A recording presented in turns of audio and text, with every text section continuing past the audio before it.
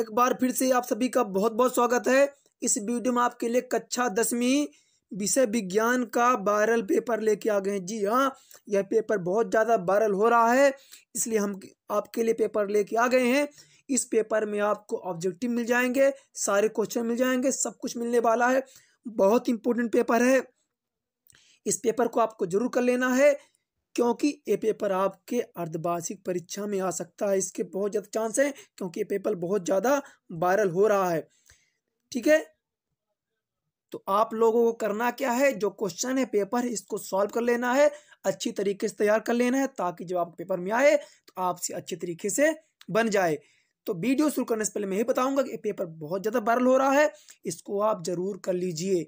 मैं आपको एक एक करके सारे क्वेश्चन बता दूंगा। ऑब्जेक्टिव भी हैं, 2 नंबर वाले भी हैं, 3 नंबर वाले भी हैं, 4 नंबर, पूरा पेपर है, बहुत ज़्यादा वायरल हो रहा है। तो चलिए शुरू करते हैं पेपर। इसमें आपको निर्देश दिया गया, सारी चीज़ें यहाँ पे दे दी गई हैं। अब चलिए आपका पेपर देख लेते हैं। चलिए मैं आपको इसका उत्तर बताता जाऊंगा, ठीक है ना। तो पहला हमारा क्वेश्चन है कि सही विकल्प चुनकर लिखिए, ठीक है ना। 8 क्वेश्चन दिए रहेंगे, एक एक नंबर के हैं आपके, ठीक है ना। 8 क्वेश्चन आपको आएंगे, 8 ऑब्जेक्टिव आएंगे, 8 खाली स्थान आएंगे, 8 ही सही जोड़ी और 8 ही बाकी में उत्तर आएंगे, ठीक है। तो पहला क्वेश्चन हमारा क्या है कि स्वस्थ मनुष्य के लिए स्पष्ट दृष्टि की न्यूनतम दूरी है। स्वस्थ मनुष्य के लिए स्पष्ट दृष्टि की न्यूनतम दूरी है, कितनी है। आपको 4 ऑप्शन दिया गया है। वीडियो को पूरा देखिए, क्योंकि ये पूरा आपका वायरल पेपर है। कहीं ऐसा ना हो कि आप पेपर को छोड़ दें जल्दबाजी चक्कर में और यही पेपर आपके पेपर में फंस जाए, आपको फिर पछताना पड़े।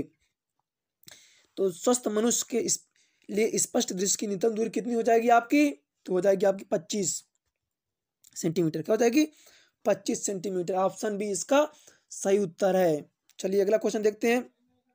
क्वेश्चन नंबर दूसरा है कि लेंस की क्षमता का एसआई मात्रक, लेंस की क्षमता का एसआई मात्रक है। लेंस की क्षमता का एसआई मात्रक क्या है, आपको बताना है। तो इसका सही उत्तर हो जाएगा आपका option number C. Option C इसका डायऑप्टर सही उत्तर हो जाएगा, ऑप्शन सी। अगला क्वेश्चन देख लेते हैं। अम्लों का पीएच मान होता है, अम्लों का पीएच मान होता है, कितना होता है अम्लों का पीएच मान। जल्दी से आप लोग इन क्वेश्चन को नोट कर लीजिएगा, क्योंकि बहुत ज़्यादा वायरल क्वेश्चन हो रहा है। तो 7 से कम कितना होता है आपका, तो 7 से कम, ठीक है। आपको इस वीडियो में सब कुछ मिलने वाला, ठीक है ना। चौथा क्वेश्चन आ गया।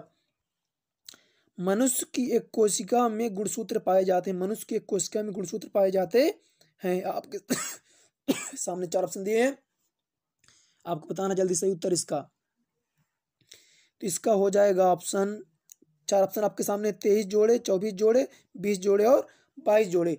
4 में से आपको इसका सही उत्तर बताना है। इसका हो जाएगा आपका 23 जोड़, कितना हो जाएगा आपका, ऑप्शन है 23 जोड़ हो जाएगा, ठीक है। 23 जोड़े इसका सही उत्तर है। आपको पूरा वीडियो देखना है ना, क्योंकि आपको मैं सारी चीज़ बताने वाला हूँ। बहुत ज़्यादा वायरल पेपर हो रहा है, इसलिए क्योंकि आपको बाद में पछताना ना पड़ जाए, इसलिए बहुत ज़रूरी है आप लोग पूरा वीडियो देखिए। आगे बढ़ते हैं ना, इसमें आपने टिक कर लिया ना, इसका आंसर हो जाएगा आपका 23 जोड़े, ठीक है। बढ़ते हैं अगले क्वेश्चन की ओर। 5वां नंबर क्वेश्चन हमारा आता है, 2 न्यूरॉन के बीच संधि कहलाती है। 2 न्यूरॉन के बीच संधि कहलाती है, क्या कहलाती है आपकी, 2 न्यूरॉन के बीच संधि कहलाती है। तो चलिए देख लेते हैं इसका सही उत्तर। 5वें नंबर का दिया है कोशिका संधि, तंत्रिका पेशी संधि, उदासीन संधि, सिनेप्स। तो इसको आपका सही उत्तर बताना है। तो 5वें का आपका सही उत्तर हो जाएगा सिनेप्स, ऑप्शन नंबर डी। 5वें का आपका ऑप्शन डी हो जाएगा। अब बढ़ते हैं छठे क्वेश्चन की ओर, ठीक है।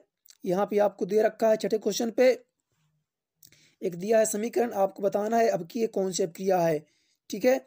आपके पास 4 ऑप्शन है, संयोजी अपक्रिया, ऊष्माक्षेपी, उपयुक्त दोनों, उनमें उपयुक्त में से कोई नहीं। 4 ऑप्शन आपके सामने दिए गए हैं, आपको बताना है कि कौन सी अपक्रिया है।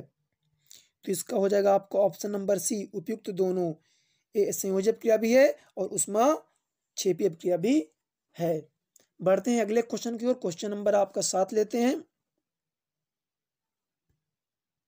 आपका अगला आ जाता है कि नर युग्मक एवं मादा युग्मक के संलयन की क्रिया कहलाती है।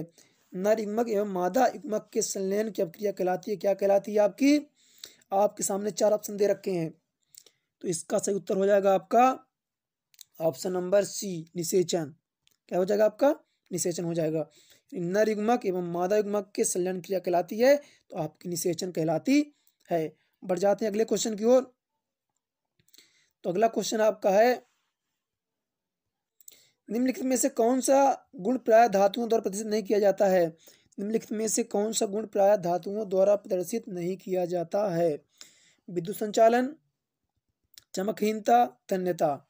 चार ऑप्शन आपके सामने दिए गए हैं, तो आपको सही बताना है इसका उत्तर कि निम्न में से कौन सा गुण प्राय धातुओं द्वारा प्रदर्शित नहीं किया जाता है। तो इसका आपका सही उत्तर हो जाएगा ऑप्शन नंबर सी चमकहीनता। क्योंकि जो विद्युत होती हैं, धातुएं होती हैं, वे विद्युत संचालन भी कर लेती हैं, ध्वनि भी होती हैं, तन्यता भी होती है। चमकहीनता क्योंकि विद्युत में चमक होती है, तो ऑप्शन नंबर सी हो जाएगा आपका। इसने पूछा था कौन सा गुण धातु द्वारा नहीं दर्शाया जाता है, तो चमकहीनता। चलिए अब देखते हैं आपका रिक्त स्थानों की पूर्ति। क्वेश्चन है आपका रिक्त स्थानों को भरिए, रिक्त स्थानों को भरिए। तो भंगुरता प्रायः का गुण है, भंगुरता प्रायः का की गुण है, तो अधातुओं का। पहले आप क्या भर देंगे? अधातु, अधातुओं का। ठीक है, सारे मैं इनके आंसर भी आपको प्रोवाइड करा रहा हूँ। सारे आपके वायरल पेपर को है, पूरा एकदम वायरल पेपर है, बहुत ज़्यादा वायरल हो रहा है। इसको आप तैयार कर लीजिए, कहीं ऐसा ना हो कि आपको मौका छूट जाए हाथ से। दूसरा क्वेश्चन आप कह रहा कि धात्विक ऑक्साइड प्रायः होते हैं, धात्विक ऑक्साइड प्रायः होते हैं, क्या होते हैं? तो इसमें आपको हो जाएगा क्षारकी। क्या हो जाएगा आपका? क्षारकी। क्या होते हैं? क्षारकी होते हैं। थर्ड क्वेश्चन, शरीर में उपस्थित अपशिष्ट हानिकारक विषैले पदार्थों को शरीर से बाहर निकलने का प्रक्रम कहलाता है। क्या कहलाता है आपका? तो कहलाता है आपको उत्सर्जन। क्या कहलाता है? उत्सर्जन कहलाता है। तंत्रिका तंत्र की प्रमुख इकाई होती है 400 400 400। जी हाँ, याद कर लीजिए व्हाट्सएप नंबर, क्योंकि अब चाहे आपका मैथ का सवाल हो या फिजिक्स केमिस्ट्री बायोलॉजी का, आपके हर डाउट हर क्वेश्चन का मिलेगा तुरंत वीडियो सोल्यूशन। वो भी सीधा आपके व्हाट्सएप पर। बस अपने फ़ोन में डाउट नेट का 8400 400 400 व्हाट्सएप नंबर सेव कर लीजिए और चैट ओपन कीजिए। फिर जो भी आपका डाउट है उस सवाल की आपको बस फोटो खींचनी है, उसे क्रॉप करना है और 5 सेकंड में आपको वीडियो सोल्यूशन मिल जाएगा। क्लास 6 से 12 IIT JEE NEET CBSE boards और सभी स्टेट बोर्ड्स के बच्चों के लिए। तो अभी जाइए 8400 400 400 पर व्हाट्सएप कीजिए और सभी सवाल के डाउट को आउट कीजिए, लिंक डिस्क्रिप्शन पर है। यह तो तंत्रिका तंत्र की प्रमुख इकाई क्या होती है? न्यूरॉन। तो चौथे में भर देंगे आप न्यूरॉन। क्या भर देंगे? न्यूरॉन। ठीक है, न्यूरॉन भर देंगे आप। पश्चिमाता नर युग्मक एवं मादा युग्मक के संलयन की क्रिया कहलाती है, तो निषेचन। क्या कहलाती है आपकी?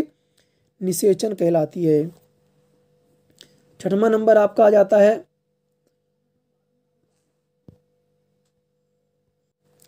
अम्ल नीले लिटमस पत्र को कर देते हैं, अम्ल नीले लिटमस पत्र को कर देते हैं, तो आपका लाल। क्या कर देते हैं? लाल कर देते हैं। का उपयोग थर्मामीटर एवं बैरोमीटर में किया जाता है, तो मरकरी का। सतमा में आप भर देना लाल, आठवां भर देना आप मरकरी। ठीक है, अब बढ़ते हैं आगे। पहला आपका जाता है विद्युत धारा का मात्रक। विद्युत धारा का मात्रक क्या है? तो इसका उत्तर देख लेते हैं।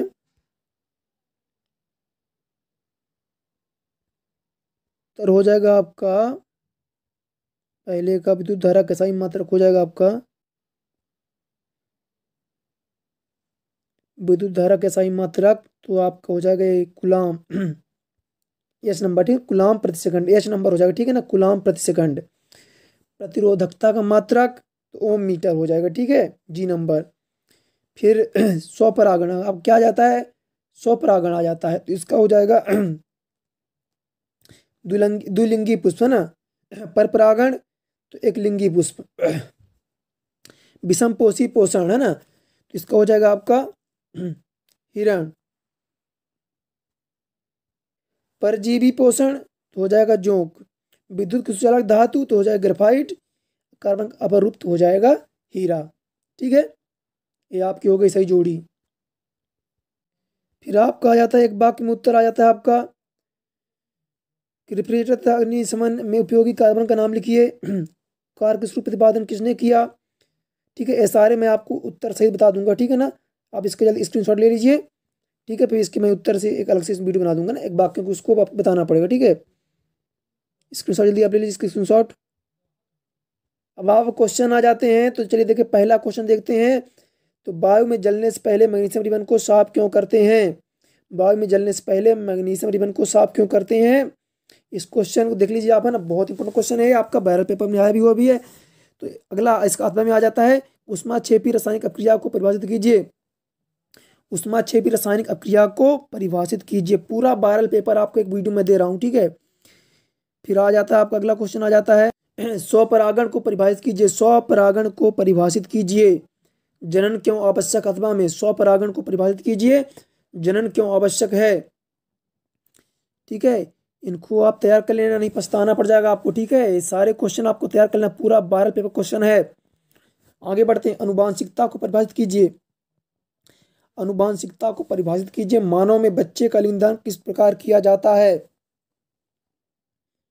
आगे बढ़ते हैं, आगे आ जाता है आपका कि गोली दर्पण की फोकस दूरी को परिभाषित कीजिए। गोली दर्पण की फोकस दूरी।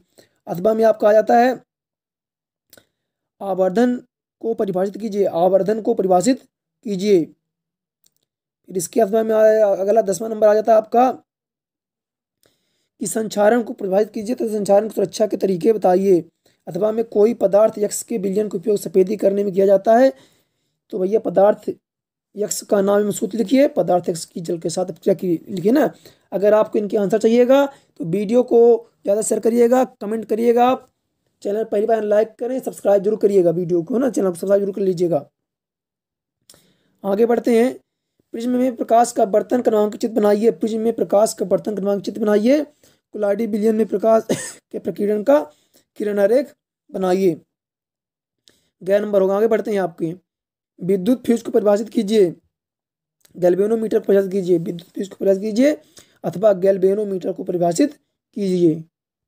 फिर विद्युत मोटक सिद्धांत लिखिए अथवा दिष्ट धारा के 3 स्रोतों के नाम लिखिए। फिर आपका अगला आ जाता है, प्लास्टर ऑफ पेरिस को आंध्ररोधी बर्तन में क्यों रखा जाता है? समीकरण सहित बताइए ना। फिर विरंजक चूर्ण का रासायनिक नाम, सूत्र, दो उपयोग, बहुत मोस्ट क्वेश्चन है विरंजक चूर्ण, ठीक है। फिर आ जाता है आपके प्रथम 4 हाइड्रोकार्बन के नाम, सूत्र एवं संरचना सूत्र लिखिए अथवा हाइड्रोजन को परिभाषित कीजिए तथा इसका औद्योगिक अनुप्रयोग लिखिए। भोजन के पाचन में लार की भूमिका क्या है? प्रकाश संश्लेषण के लिए आवश्यक कच्ची सामग्री पौधा कहाँ से प्राप्त करता है? ये सारे बहुत ज़्यादा वायरल पेपर हैं आपके, इनको आपको जरूर तैयार कर लेना है। आपका आ जाता है कि मनुष्य की मस्तिष्क नामांकित चित्र, मनुष्य चित्र बनाइए अथवा तंत्रिका कोशिका नामांकित चित्र बनाइए। चालक के प्रतिरोध को प्रदान करने वाले कारक, विद्युत परिपथ में को उपयोगी कोई 4 अवयवों के प्रतीक बताइए। ठीक है, ये सारे क्वेश्चन आप कर लेने हैं। फिर धातुओं के कोई 5 भौतिक गुण, धातुओं कोई 5 भौतिक गुण अथवा उष्मा के अच्छी चालक धातुओं के नाम। ध्वनि, खनिज एवं गैन को परिभाषित कीजिए।